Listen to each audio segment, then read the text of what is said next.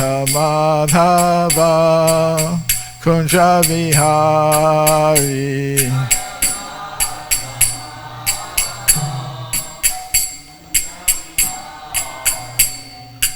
Gopi Jana Vallabha Girivardhari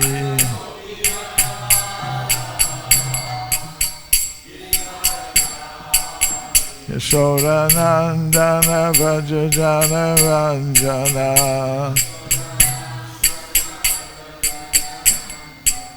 Yamuna Tira Vanachari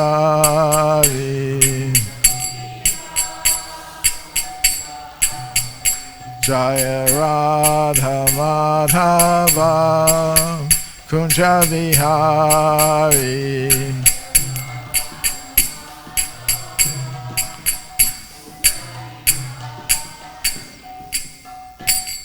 Jayam Vishnupad Paramahamsa Parvajakacharya Asatara Sata Sri Srimada's Divine Grace A.C. Bhaktivedanta Swami Prabhupada Ki Jai Ananta Koti Vaishnava Vrinda Ki Jai ISKCON Founder Acharya Srila Prabhupada Ki Jai Grantaraj Srimad Bhagavatam Ki Jai Gaura Premananda.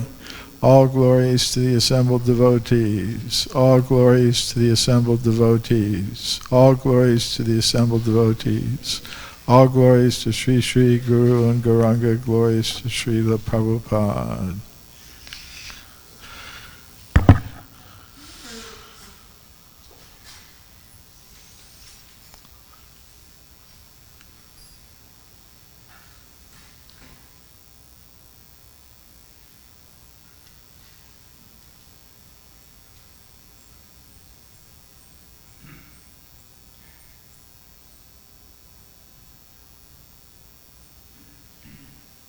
Om Namo Bhagavate Vasudevaya. Om Namo Bhagavate Vasudevaya. Om Namo Bhagavate Vasudevaya.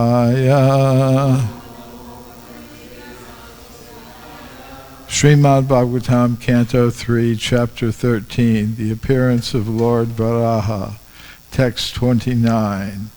Sa Vajra Kutanga Nipata Vega Vishirna Kukshihi Stanayan Udanvan Utrista Dirgormi Bujair Ivartash Shukrosha Yageshwara Pahi Meti Savajra Kutanga Nipata Vega Vishirna Kukshi Stanayan Udanvan Utrishta Dir Gormi Bujar Ivartash Shukrosha Jageshwara Pahimeti Savajra Kutanga Nipata Vega Vishirna Kukshi Stanayanu Danvan Utrishta Dir Gormi Bujar Ivartash Shukosha Yagyeshvara Pahimeti Savajra Kutanga Nipata Vega Vishirna Kukshi Stanayanu Danvan Utrishta Dir Gormi Bujar Ivartash Shukrosha Yageshvara Pahi Meti.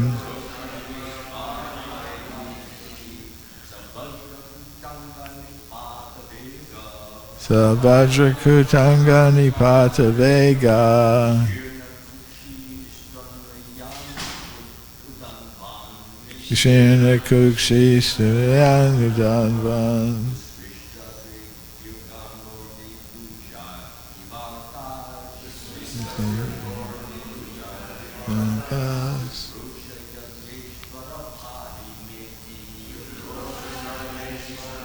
Paimeti.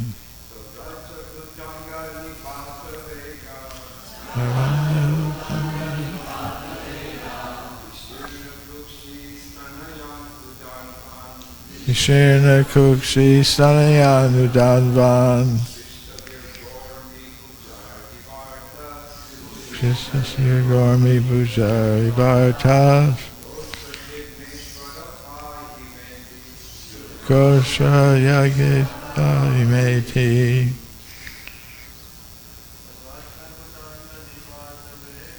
Savajra Kutanga Nipata Vega. Ishirna Kukshi Stanayanudanvan.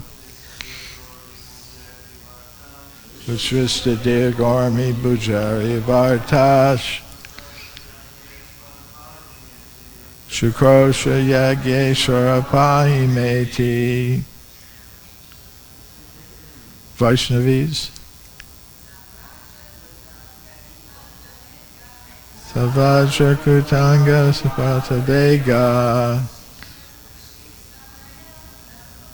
Ishirna Kukshi Stanayanudanvan. Vishvista Dirgormi Bujari Vartash. Sakrosha Yageshvara Pahimeti. Savajra Kutanga Nipata Vega. Ishirna Kukshi Stanayanudanvan. Shisavirgarmi Bujari Jatash. Kosha Yageshwara Pahimeti. Savajra Kutanga Nipata Vega. Ina Kukshi Stanayanudanvan.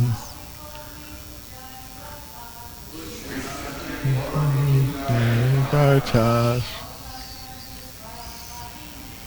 Shukrosha Yageshwara Pahimeti. Saha, that.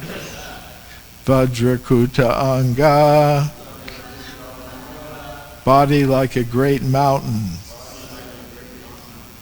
Nipatata Vega, Nipata Vega, the force of diving. Vishirna, bifurcating. Kukshahi,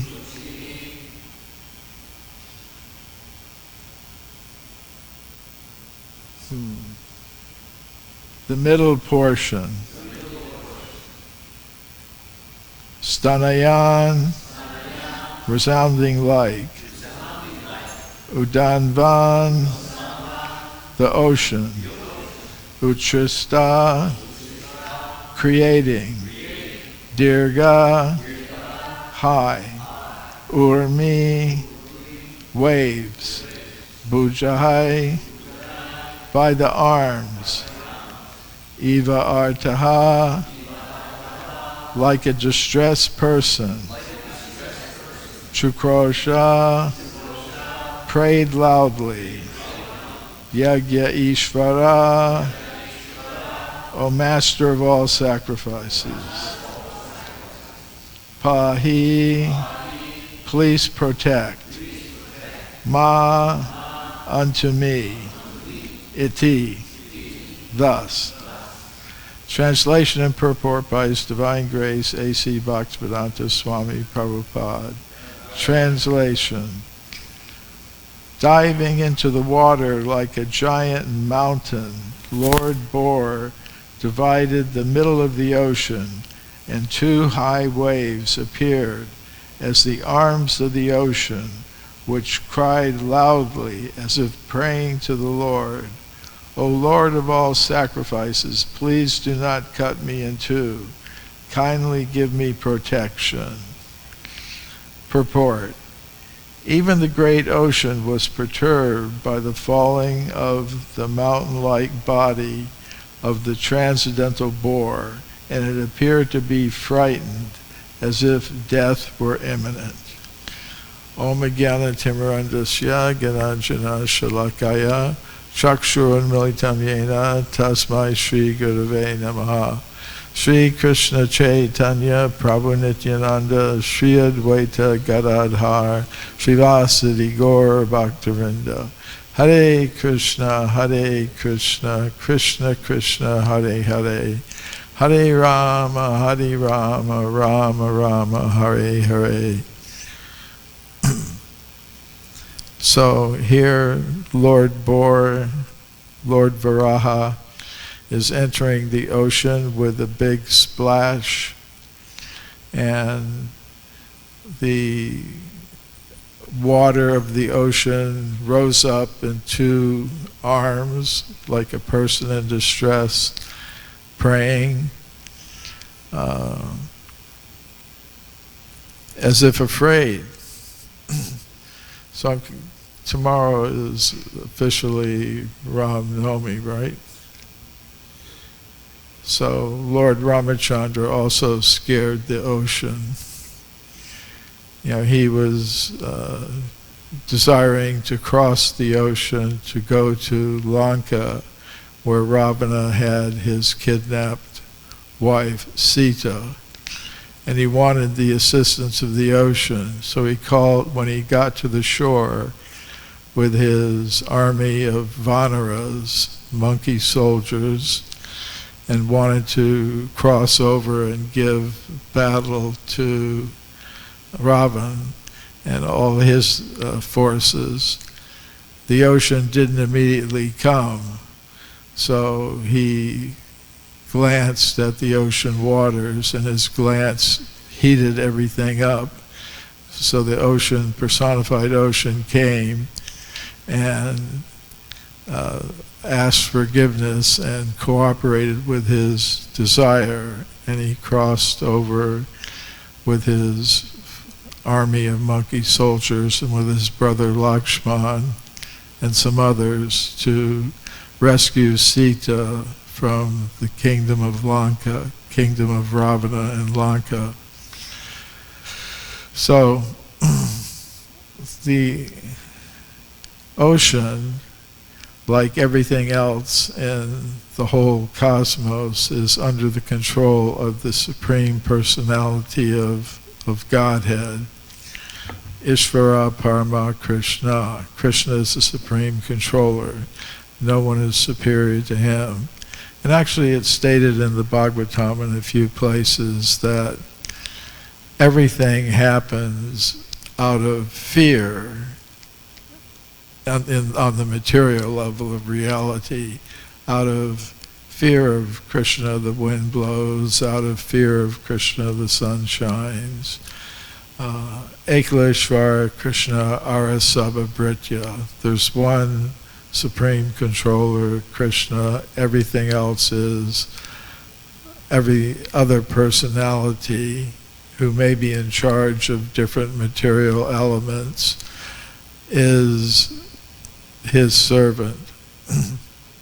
So Lord Varaha comes up in the pastimes of Lord Chaitanya.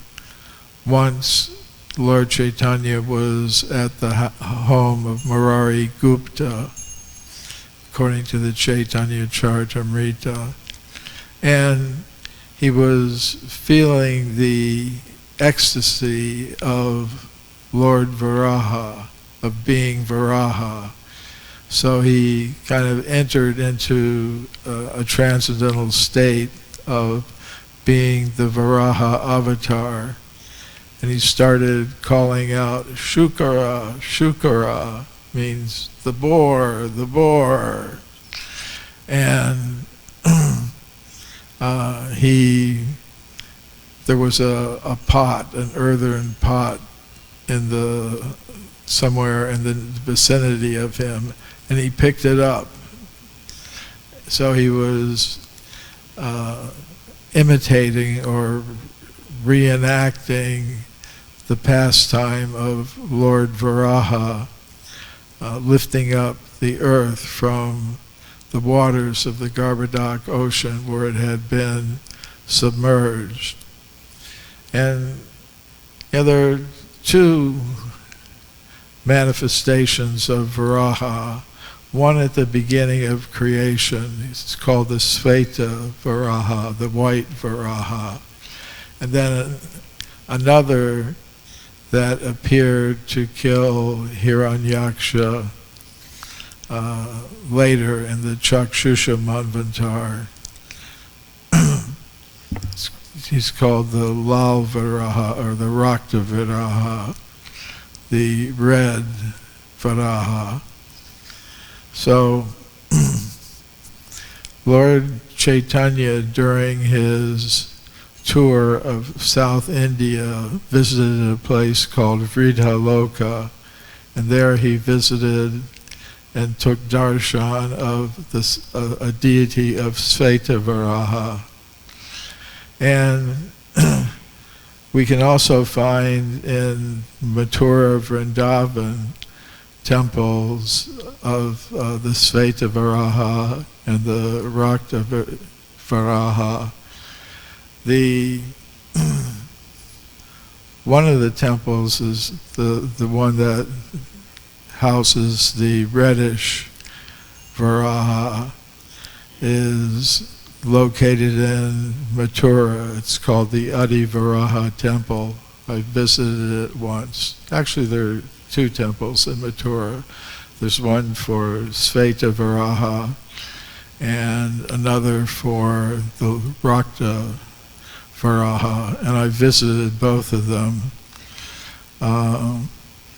The Adi Varaha temple, which as I said, is the one that houses the Rakta Varaha deity, has an interesting history. According to the Adi Varaha Purana, the deity of Varaha was originally manifested from the mind of Lord Kapila, and it was given to the demigod Indra to worship. And then Ravan later, when he conquered the heavenly kingdom of Indra, he took this deity, this Varaha deity, to Lanka. And then when Ram killed Ravan's brother Vibhishana, who was friendly to Lord Ram, said, "I'll give you anything you like." And Ram said, "I don't want anything except that Varaha deity." So he took it back to Ayodhya and worshipped it there for some time. And then one of Ram's brothers, Shatrughna, was sent to Mathura to kill some demons. If you go to, I think it was the demon Madhu. If you go to Madhavan Forest, you can see the place where that happened. But at that time, he brought the Varaha deity to Mathura, and it was installed there. So these accounts of the different avatars, different incarnations of Krishna are very pleasing to the devotees. In Bhagavad Gita, Krishna says, Janma karma chame divyam evam yoveti tattvaha tyaktva deham punarjanma naiti mam eti sarjana. That Krishna's appearance and his lila, his activities, his work, are transcendental. They're totally spiritual. And if one understands them in full, then one is qualified to enter into Krishna's abode, into Krishna's Nitya Leela, as one of his eternal associates. And that's what we should all be aspiring for. And just hearing about these things is in itself pious activity. Pious in the sense of being transcendental and leading towards the ultimate spiritual goal.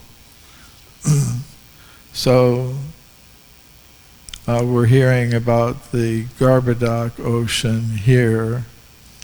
That is a different kind of ocean than the ocean that's there down the road at Venice Beach. But even that ocean has great power. I mean, Srila Prabhupada in Los Angeles was once pointing out that it's only by Krishna's desire that the ocean stays within its limits. Otherwise, the place would be flooded.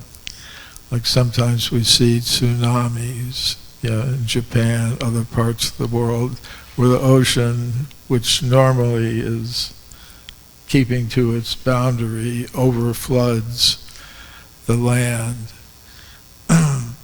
So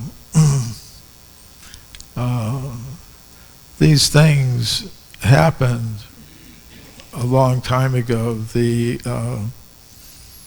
events of this chapter, the appearance of Lord Varaha in the very beginning, took place a long time ago during the time of Swayambhuva Manu. Because the chapter starts out with Swayambhuva Manu, who is manifested from Lord Brahma. He's asking, what can I do? What is my service? And he's informed that his service is to manifest the population of the universe, including this planet.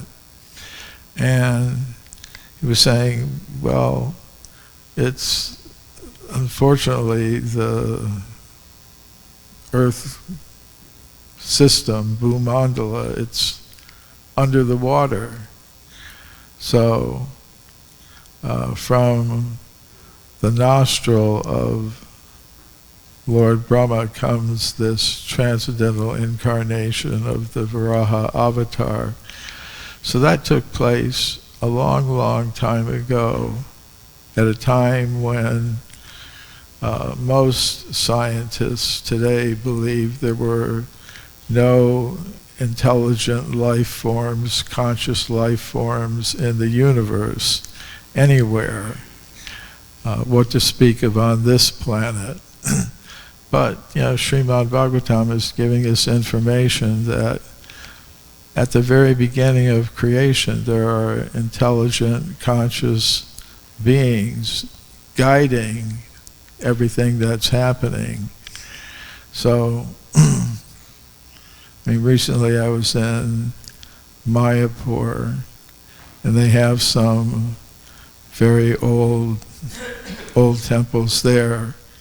It was on the parikrama. Actually, I wasn't planning on going on the parikrama. I was planning on being back here in LA around February 20th. And now it's So I actually returned on the 22nd of March because I had a little accident on the way to Mayapur. And I got a fractured collarbone. I found out when I got to Mayapur. So to kind of let it heal a little bit, I wound up staying a month longer in Mayapur than I originally planned. And I think that was Krishna's arrangement, because normally when I go to Mayapur, I go for the GBC meetings of different committees that I'm part of. You know, some people kind of point out that our life is eating, meeting, sleeping, and defending.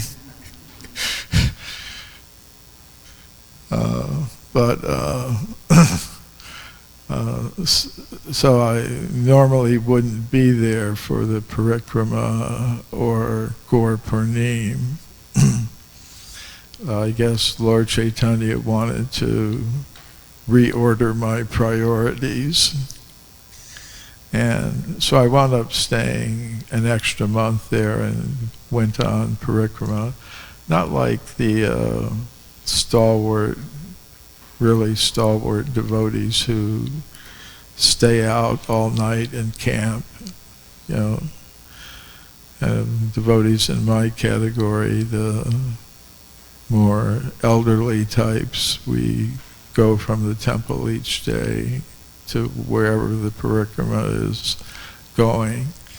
But one of the places we saw was the Suvarna Vihar temple, which is located across the Jalangi River from the ISKCON Mayapur property, which has the Temple of Vedic Planetarium now, which is visible for miles away. But the Suvarna Vihar temple is called the Satya Yuga temple. You know, they have pieces of temple structure. You know, of course, the temple that's there now was built fairly recently, but you know, they have remains of what they call the Satya Yuga temple that was there. There was a king living there who desired to experience the pastimes of Lord Chaitanya, which were far in the future. So he was given a benediction that eventually he would take birth as Buddhimanta Khan and take part in the pastimes of Lord Chaitanya's Leela when they eventually took place. But Satya Yuga was 3 or 4 million years ago, you know, according to the Vedic understanding. And at that time, there shouldn't have been, according to modern science, no human beings whatsoever. Or nothing like that. So this is part of our Vedic understanding that the universe actually has a purpose. And the purpose is to allow souls that are currently not qualified to exist in the spiritual world the chance to qualify themselves if they so desire. And actually they have two choices. Krishna explains that there have always been these two types of living entities in the universe, Daiva Sura. Those who are Daiva, those who are trying to qualify themselves to be engaged in Krishna's eternal Leela, and those who aren't, who are trying to become independent enjoyers of material resources. So those two are always there, and and that means the human form of life has to have always been available, because it's in the human form of life that we can actually appreciate and understand the choice that we have and try to make the right choices. And Krishna promises to help such people. He promises to keep an arrangement such that that opportunity is always available to the conditioned souls. Paritranaya sadhanam vinashaya jujushkritam. He says, I'll always help the devotees of the Lord, and I'll kind of keep the others under control, which he ultimately does. And to accomplish that, he comes in various forms and incarnations, including Lord Varaha, who we learn in these chapters is the personified Vedas. And in the Shastras, it explains that the Vedas ultimately come from the breath of Lord Narayan, ultimately Krishna. So it's kind of interesting that Varaha emerged from the nostril with the breath of Lord Brahma. So the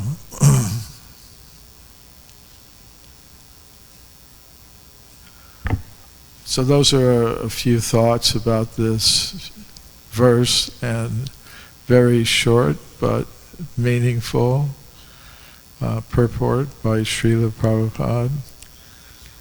Is there any questions or comments? Prabhupada Prabhu?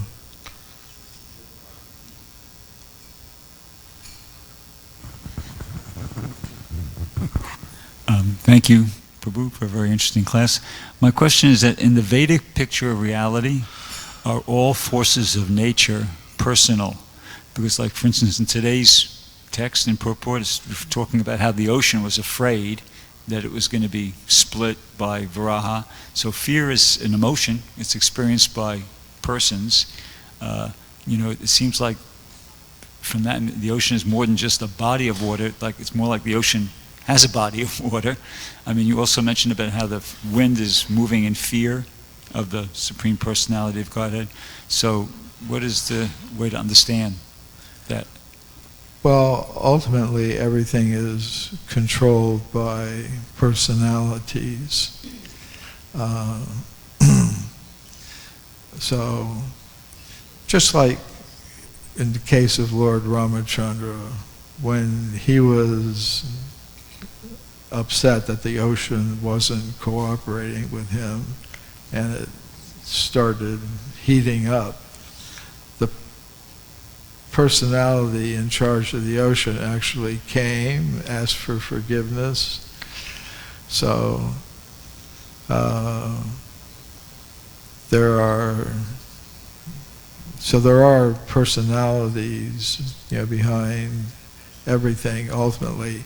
Like, if you carefully study the account of creation, the creation of different elements in the universe. First there's the Mahatattva, which is,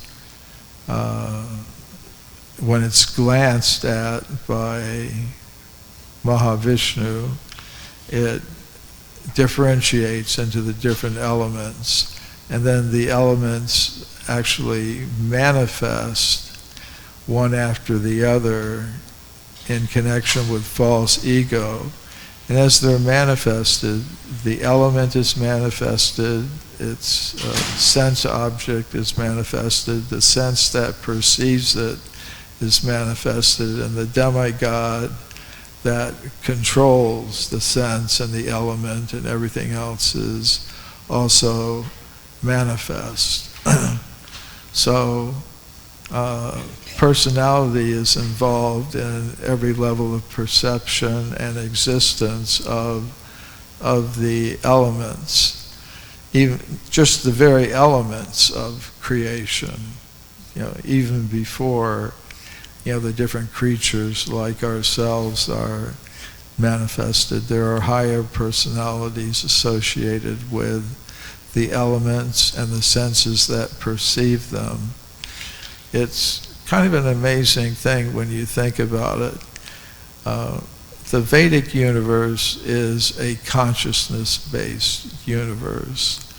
It begins with Krishna, aham sarvasya prabhavo mata sarvam pravartate. Everything comes from me, a conscious, intelligent person, actually the Supreme Personality of Godhead. And why does the universe exist? Well, because there are some souls that need an alternative reality to perceive and act in, and therefore, right from the beginning, perception and consciousness are involved. I was thinking about it the other day, that according to material science, everything, it's matter only. So in the beginning, they talk about in the beginning it was this, it was that. But according to them, how do they know? There was nothing, according to their theory, there was nothing conscious then existing to experience anything. And then somehow or other they think that the unconscious elements that were produced somehow or other had properties such that when conscious, intelligent beings capable of perceiving things did somehow or other come into existence billions of years later, that they were able to have 5 senses, 5 sense objects. They were able to have taste, smell, touch, that the elements that just supposedly were randomly existing somehow or other in the beginning of that dark, unconscious state of the universe were capable of producing sight, sound, taste, touch. What am I missing? Smell. So, yeah, everything is ultimately connected with personality, consciousness, intention. The demoniac mentality is asatyam apratishtam te jagat ahur anishvaram. Everything is just matter, there's no controller, there's no purpose. Do what you want to do. Thank you. Thank you. Oh, there was somebody back there. My eyes are not very good. I can't see who that was. I was just wondering, in this particular pastime of Varaha, is this a continuous pastime going on and on, eternally? Well, I'd have to look through. There's lists given of the different types of avatars, the Vaibhava Prakashas and all of that. I think it's one of the ones that perpetually exists and has a Vaikuntha planet and these different Leela. That was going to be my next question. Does he have a planet? That's but I can't give you a quotation from Guru, Shastra, and Sadhu that confirms that. It's just my sense that in the past I have read somewhere or heard from some bona fide source, but we'll have to put that on pause unless somebody has some direct reference. Anybody have any direct reference for this? Okay. Just to substantiate that, in the question that Savas asked, we also hear that there are, for example, in the Krishna book, the pastimes of Putana, and then there are other statements in which the way she comes, it comes in different ways. Sometimes it's described that she comes as a beautiful woman, or in a different way too. So this is my personal understanding. I'm sorry to say that all these different pastimes doesn't necessarily mean to be exactly the same in the same way, but the teaching is the same, of Krishna being the supreme, and what is the purpose for us to understand. But there are also different barahas, I understand. Maybe you know more about this. There are 3 different or 4 different barahas. You know, you mentioned the Shweta baraha, the white, and then the red one. Yeah. And there's other ones too. So when you read that, you know, in my readings also, I've seen that it's slightly different. It's not exactly the same as far as personalities or the way it happened. It's not like exactly a repetition, like a cloning. Yeah. So the question basically is, in every, I mean, is Varaha always lifting the earth up at the beginning of the creation, or always killing Hiranyaksha, you know, like that? That's the question. So, go ahead, Prabhu.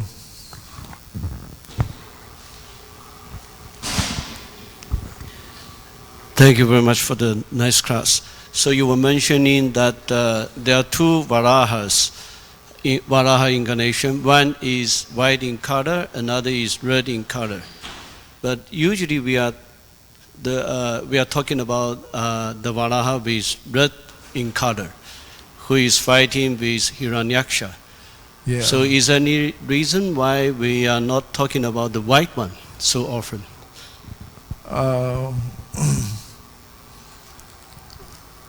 I don't know the exact reason, but the reddish one appears in the Chakshusha Manvantar. So it's kind of closer to us in time, and it's connected with this other pastime of, you know, Jai and Vijay falling, you know, becoming Hiranyaksha and Hiranyakashipu, which is connected with Prahlad. So maybe it's because there are more connections with different personalities that we're familiar with. But yeah, that's just personal speculation. Thank you, Prabhu. Okay, one more. Hare Krishna. So in this section of the Bhagavatam, I've noticed that there's different Sanskrit words that Prabhupada translates as earth, and a couple of them are similar to, it's like Bu or Bu Mandala, or something similar, some similar phrase. And I also heard from Sadhuputta Prabhu, he was giving a class on this section. He was explaining that Varaha didn't necessarily lift this specific earth globe that we're sitting on right now, but he lifted Bhumandala. So if that is the case, I'm wondering if there were, let's say there were humans on Earth, this Earth globe at that time, would they have experienced that Bhumandala had submerged in water, and got lifted by Varaha, or would that be like higher dimensional and maybe they didn't even know that happened? Just like there's Mount Meru that we're not able to see, but supposedly according to Bhagavatam, it's so big we should be able to see that if we had the eyes to see it. Is my question clear? Well, there's a lot involved in the question, but one thing I would point out is that Swayambhuva Manu, his task is, as one of the Prajapatis, to generate populations. And he's not able to do that because the area he's supposed to populate, Bhumandala, is under the water. So that's why, Varaha comes to lift it out of the water. When I was giving the class, I was careful not to say human beings. I said they were intelligent, conscious, living entities in the universe. I didn't say human beings on this earth, globe, planet.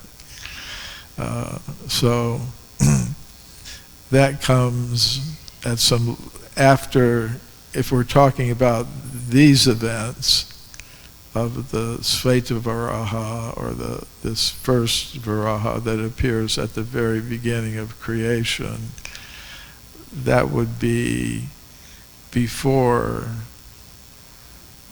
In other words, the Bhumandala, which we're part of, which, what we call Bharata Varsha, which used to mean the whole planet, it's part of Bhumandala, it's part of Jambudvip, which is the central island. And so that's one thing. And then another thing is, you said a lot of things about Mount Meru we couldn't see, and I mean, there are lots of things that we can't see that are real, but we're not capable of perceiving.